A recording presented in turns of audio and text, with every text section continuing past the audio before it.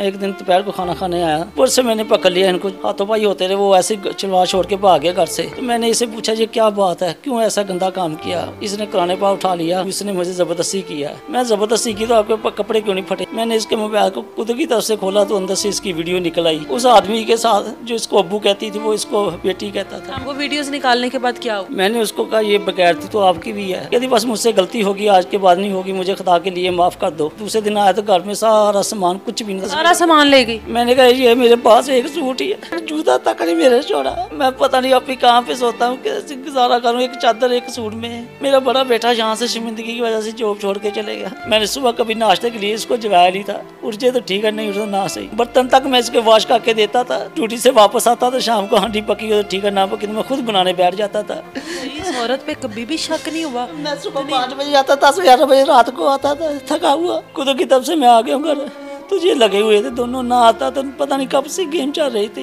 ये खुदा से पाए, इससे मौत मांगे मौत ना मिले इसका, ये मौत मांगे मौत ना मिले इसका, मेरी बददुआ कर दी।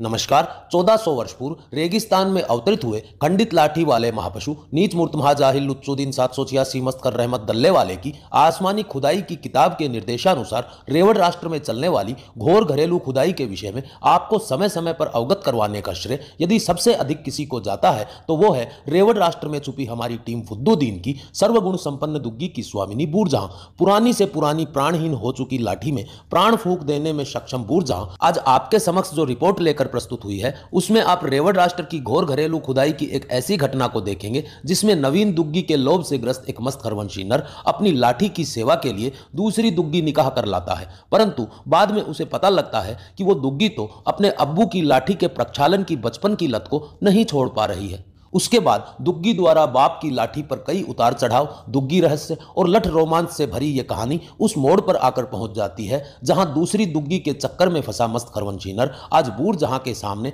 अपनी ढीली हो चुकी लाठी पटकता हुआ रो रोकर बाप की लाठी पर चढ़कर भागी अपनी दूसरी बीवी के दुग्गी जाल की कहानी सुना रहा। कुछ दिन पहले मैंने एक वीडियो रिकॉर्ड की जिसमें एक शोहर था, उसकी बीवी थी और उनकी बीवी के साथ घर में घुसकर एक ऐसे आदमी जिसको वो अपना बाप समझती थी, जिनको ये अब उसका बाप समझते थे, उसने उसके साथ बदफेली की। आज दोबारा मेरे साथ उनका शोहर ही मौजूद है, लेकिन मुझे अफसोस के साथ कहना पड़ा है कि बहुत से लोगों ने इस चीज़ पर सवाल उठाया था कि ये औरत गलत है, ये औरत गलत है। लेकिन क्योंकि उस टाइम इस शोहर की भी आंखों के आगे पट्टी बंधी हुई थी, हम लोगों को भी कहीं ना कहीं डाउट ज़रूर हुआ था, लेकिन उस टाइम पर हालात ऐसे थे कि हम लोग इस तरह का कोई सवाल उठा नहीं सकते थे। अल्लाह की करनी ऐसी हुई, अल्लाह ने झूठ को झूठ और सच को सच साबित किया और इनके सामने इनकी बीवी का असल चेहरा लेकर आया, असल रूप लेकर आया। वो सब क्या मामला था, इनकी बीवी उसमें कितनी इन्वॉल्व थी, वो आदमी जो उसका बाप बना हुआ था उसके साथ इनकी बीवी का क्या रिश्ता था, आज ये पूरी बात हम लोगों को बताएंगे क्योंकि अब बाजी पलट चुकी है, गेम खुलकर सामने आ गई है। इनसे बात कर ले भी मिलने आए थे आपकी FIR पर, आपने एक ऐसे आदमी के खिलाफ FIR की थी जो घर में घुसकर आपकी बीवी के साथ ज़बरदस्ती कर रहा था। वो सारा क्या मामला था? वो बाप बना हुआ था, उसने मेरी शादी करवाई थी 16 फरवरी को 2021 में। वो आ जाता था, मुझे नहीं पता था, लेकिन जब इसके एक दिन दोपहर को खाना खाने आया, मैं तो उस ऊपर से मैंने पकड़ लिया इनको, चाबी मेरे पास होती थी, तो इसने वो चले गया, मुझसे गुलता रहा, हाथों पाई होते रहे, वो ऐसे चिलवा छोड़ के भाग गया घर से। तो मैंने इसे पूछा ये क्या बात है, क्यों ऐसा गंदा काम किया। इसने कुरान पाक उठा लिया, वज़ू करके नहा के कुरान पाक उठाया कि मैं बेगुनाह हूँ, इसने मुझे ज़बरदस्ती किया है। मैं ज़बरदस्ती की तो आपके कपड़े क्यों नहीं फटे, हम जहाँ से चले जाएंगे, हम नहीं जहाँ पे रहेंगे, किसी और शहर में चले जाएंगे, जॉब कहीं और जाके कर लेंगे। इसने कहा ठीक है चले जाते हैं। दूसरा दिन हुआ, वो बंदा भेज रहा हमारे पास, कभी किसी को भेज रहे, कभी किसी को भेज रहे, सारी सोसाइटी को पता चल गया। मैंने जाके इसको साथ लिया, जाके थाने में इसके बयान करवाए, पर्चा करवा दिया। इसने खुद कहा कि बाहर से वो आया पानी लेने के लिए, मुझे ज़बरदस्ती किया। तो मैं भी इस पर यकीन करके, क्योंकि उसने कुरान पाक पे हाथ रख के कहा था। तो कुछ दिनों को 2-3 दिन 4 दिन 5 दिन मुझे पता चला कि इसके बच्चे के हाथ में मोबाइल था पकड़ा हुआ, वो मोटू पतलू कार्टून देखते रहते थे। मैं दोपहर को खाना खाने के लिए तो मैंने उससे मोबाइल पकड़ लिया। मैंने इसके मोबाइल को खुद की तरफ से खोला तो अंदर से इसकी वीडियो निकल आई। उस आदमी के साथ? उस आदमी के साथ जो इसको अब्बू कहती थी वो इसको बेटी कहता था। हम यहाँ पर आपको वीडियोस चैनल की रिस्ट्रिक्शन की वजह से दिखा तो नहीं सकते हैं, लेकिन कोशिश करेंगे उस वीडियो के कुछ ना कुछ ऐसे शॉर्ट्स आपको दिखा सकें कि पता लगे कि वो आदमी किस तरह से घर में दाखिल हुआ, किस तरह से इतनी ये चालाक औरत है। और ये पहला वाक़या नहीं है, इस शोहर के पहले शोहर जो था उसकी भी मुझे कॉल आई कि आप ही ये औरत गलत औरत है, ये मर्दों को इसी तरह उनके साथ वीडियोस बनाती है, उनको बाद में ब्लैकमेल करती है। और वो ऐसी कौन सी औरत होती है जो किसी के मर्द के साथ भी जिस्मानी ताल्लुकात बनाने से पहले कैमरा ऑन करके उसको एग्जैक्ट पोजीशन पे रखती है और उसके बाद वो आदमी कमरे में एंटर होता है और उस आदमी को नहीं पता कि ये औरत साथ साथ वीडियो बना रही है। वो वीडियोस निकालने के बाद क्या हुआ? मैंने उसको कहा ये बगैरती तो आपकी भी है, जितना वो गुनाहगार है उससे ज़्यादा तो आप खुद है। आपने तो बाप बेटी वाला रिश्ता था। इसने माफ़ी मांगी, खुदा के लिए मुझे माफ़ कर दो, ज़िंदगी कभी ऐसे मैं छोड़ो इस बात को। आपने पूछा नहीं तुमने कुरान उठाया था? मैंने कहा था कि बस मुझसे गलती होगी, आज के बाद नहीं होगी, मुझे खुदा के लिए माफ़ कर दो।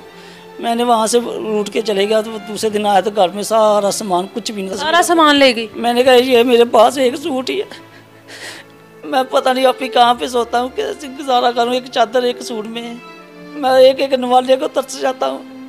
मेरा बड़ा बेटा यहाँ से शर्मिंदगी की वजह से जॉब छोड़ के चले गया। जॉब करता था आपका बेटा, आपकी जो पहली बीवी में से? हाँ जी, वो जॉब करता था, वो भी शर्मिंदगी की वजह से चले गया। पापा ये क्या हो रहा है हमारे साथ? तो मैंने इसको समझाया कि खुदा के लिए अल्लाह की बंदगी में आ जाओ, अल्लाह बहुत बड़ा है, उससे डरो। मैं कौन होता तुम्हें सजा देने वाला, अल्लाह से डर के आ जाओ वापस। उसके बाद इनसे रब्ता करने की कोशिश की, जब घर आए तो घर पूरा खाली था, रब्ता किया? हाँ जी, मैंने बड़ी कोशिश की। तो ये मुझे कोर्ट में मिली, इसने 164 के पहले बयान दिए कि जो मुलज़म पार्टी उनके साथ रल के जाके बयान दिए 164 कि मैं गलतफहमी में हमने मुकदमा दर्ज करवाया, लिहाजा हम ये वापस लेते हैं। वो भी इसका रिकॉर्ड है। मुझे ये बताएं भाई, इतना सब कुछ होने के बावजूद तलाक हुई आप दोनों में? नहीं, अभी तक कोई तलाक नहीं हुई, क्योंकि इसने तलाक में वो लिखवाया था अभी मुझे तलाक देगा तो 10 लाख देगा। अभी तक तलाक नहीं दी। इसके बाद वो इंशाल्लाह इसको बिल्कुल फ़ारग कर देंगे अपनी ज़िंदगी में, कभी भी ऐसी औरत को नहीं रखेंगे, कभी भी। इतना कुछ आपने उसके मोबाइल में से निकाला, ये सब कुछ हुआ, उसके बाद वो सामान वगैरह लेकर चली गई। एक ऐसी औरत जो लोगों के घरों में काम करती थी, आपने उसको काम वाली रख कर दी, उसको एक अच्छी ज़िंदगी, मैंने इज्जत दी। कहती थी साहब मैंने सारी ज़िंदगी धक्के खाए, मुझे खुदा के लिए ऐसी मकार औरत मैं ज़िंदगी में नहीं देख ली।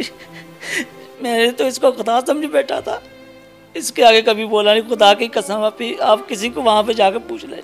मैंने सुबह कभी नाश्ते के लिए इसको जगाया नहीं था, उठ जाए तो ठीक है, नहीं उठा ना सही। बर्तन तक मैं इसके वॉश करके देता था। ड्यूटी से वापस आता था शाम को, हांडी पकी हो तो ठीक है, ना पकी तो मैं खुद बनाने बैठ जाता था। इतने लाटों में रखा इसको, इतने प्यार में रखा। ये कहती मुझे ज़िंदगी बन गई। मैंने नौकरानी रख के दी, कहती मुझसे काम नहीं होता।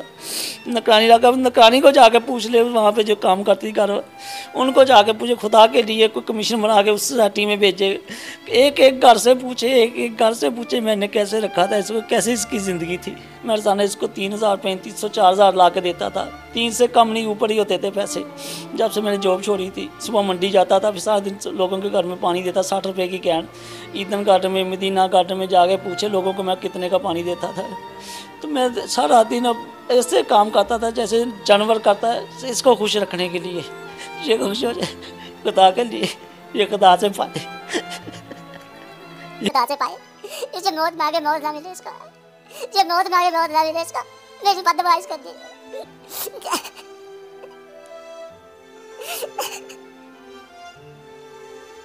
एक जूता तक नहीं मेरा छोड़ा, अब एक तक जूता तक नहीं मेरा छोड़ा। क्या मैं इंसान हूँ, इससे तो मौत आने जाना चाहती, ना जिंदगी ना इज्जत रही ना कुछ रहा।